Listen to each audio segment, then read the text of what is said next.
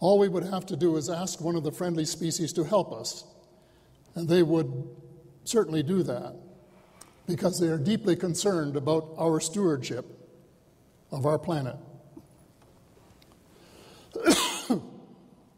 In the event that we are still treating them as enemy aliens and doing our best to shoot them down, we would have to curb our lust of conflict and adopt an acceptable level of intergalactic civility.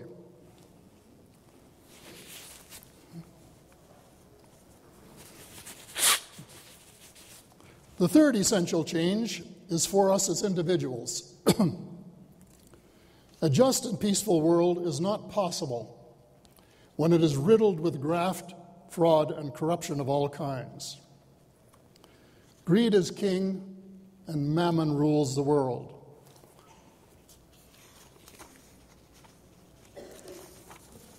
Institutions have to change too. For centuries, major religions have been selling their alleged superiority or exclusiveness at the point of a sword, leading to the deaths of thousands of innocents. The three Abrahamic religions, for example, all claim the inside route to paradise.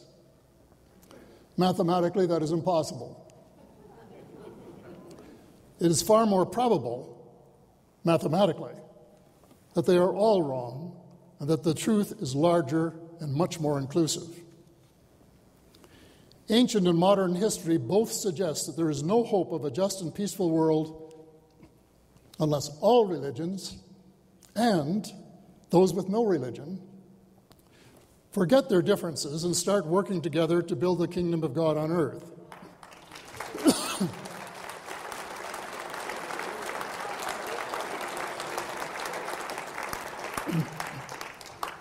And I define this as a world where every child can expect food to eat, clean water to drink, adequate clothing, a roof overhead, access to medical support, and enough education to be able to determine how best he or she can serve humankind positively with dignity and self-fulfillment.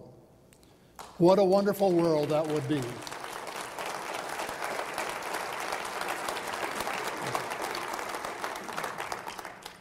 But it would require a 180-degree change in policies and priorities, and a serious effort to apply the golden rule that all religions claim as a common thread.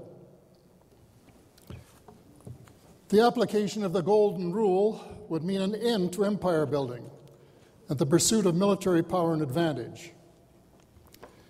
The U.S., for example, would have to stop being its own worst enemy. The declaration of war on terror was the biggest strategic blunder I have ever seen.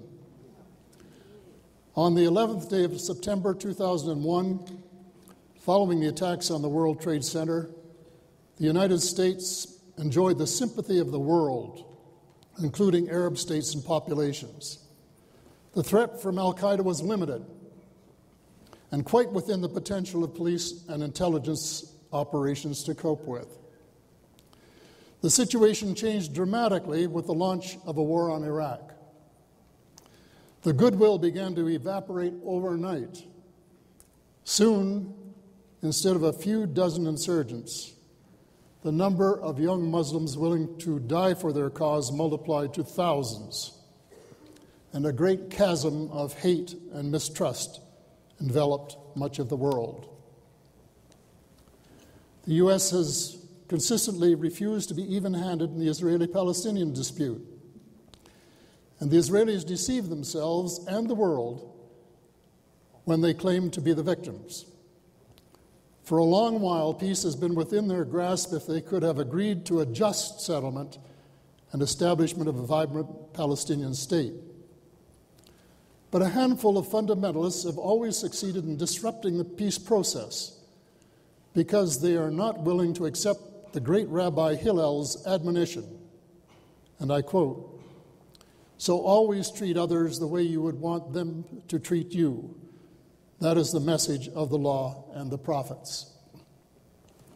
Meanwhile, the peace and stability of the world remain in jeopardy. The world community must adopt principles and practices that override fundamentalism of any stripe, whether it be Christian, Muslim, Jewish, or economic. In addition, religious people should pay more attention to their holy books.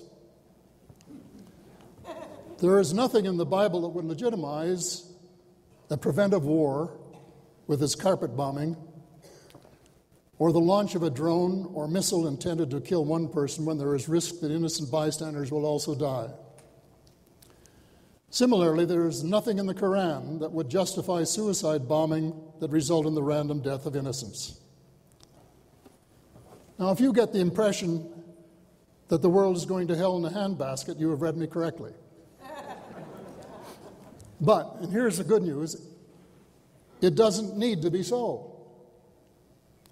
There are remedies, but they involve massive change in the areas discussed, none of which are even on the political radar at present.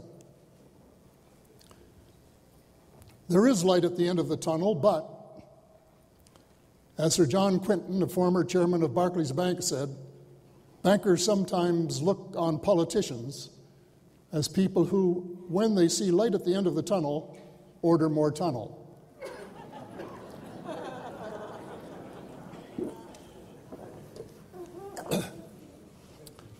What we are really talking about is restoring democracy to countries that not only claim that they have it, but also take pride in trying to export it, even though they don't really qualify as democratic as defined in the dictionary. In Webster's, it is government, and I quote, government in which supreme power is vested in the people and exercised by them or their elected representatives, end of quote. Well, to begin, Wall Street has been the dominant power in the U.S. for decades and still is. Add to that the fact that the Commander-in-Chief of the Armed Forces, the President of the United States, does not have the security clearance for a number of projects controlled by troops under his command, and you have to conclude that the U.S. may not qualify as a democracy under the dictionary definition. The same can be said about Canada, the United Kingdom, Germany, and myriad countries that are really puppets of the international financial system.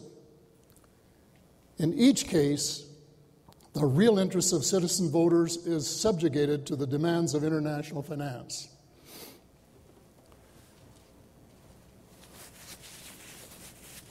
Well, there's a sad irony in reading U.S. history of the pre-revolutionary and revolutionary days. Historians often attribute the revolution to the tax on tea. On the other hand, Benjamin Franklin, in his memoirs, cited restrictions upon paper money as one of the main reasons for the alienation of the American provinces from the mother country. The U.S. won the Revolutionary War, but then lost the next critical one when it adopted the British banking system, instead of pursuing the better model their provinces had been experimenting with. For the U.S. to now inflict the British practice on countries around the world, using the International Monetary Fund and World Bank as enforcers, is comparable to the King's Edict that gave birth to the United States. So the chains of oppression have to be broken and freedom restored to citizens everywhere in the world.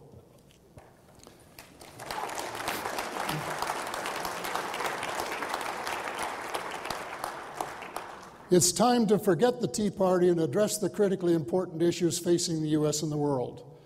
All of these are issues that are nonpartisan by definition and deserve the attention and support of all genuine patriots without distinction of race, color, religion, or political affiliation, both in the U.S.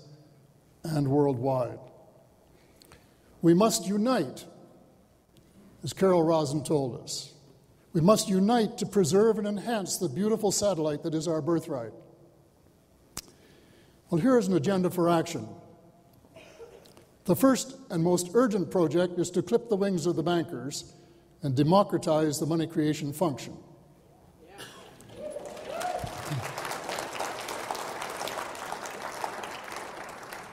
In the United States, the Federal Reserve System must be abolished and its alleged function of regulating the money supply be assumed by the federal government or an agency under its direct control.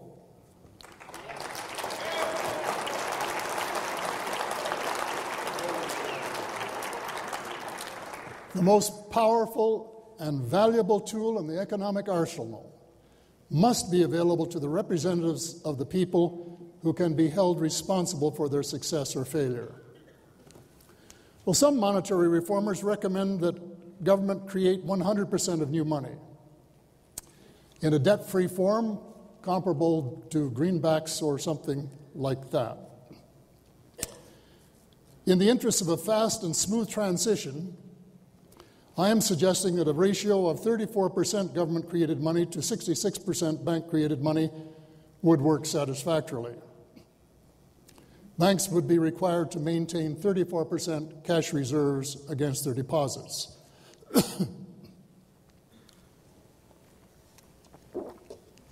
The important thing is that governments must immediately create the large sums necessary to balance their budgets and get their economies running at maximum output again. And I am talking about an infusion of perhaps $10 trillion equivalent to start, and more if necessary, to get economies up to speed and to reduce unemployment worldwide by at least half with the creation of millions of new jobs. Is this likely to cause massive inflation, as the financial cartel will immediately allege, because it is one of its longest-running and most successful bugbearers? Well, the answer to their phony phonetics is a resounding no. As any economist should know, it is the amount of money that is created that influences prices and not who prints it. So as long as government limits what the economists call the multiplier effect, there will be no problem. Certainly the present system has been inflationary.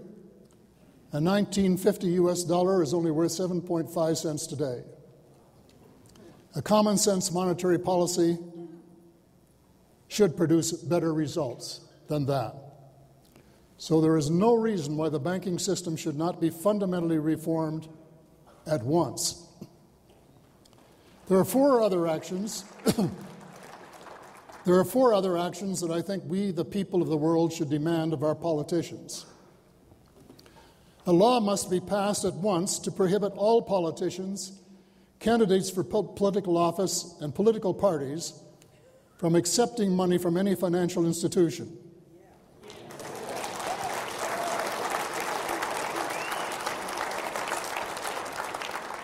As well as make it a criminal offense for any such institution, either directly or indirectly, to offer it. World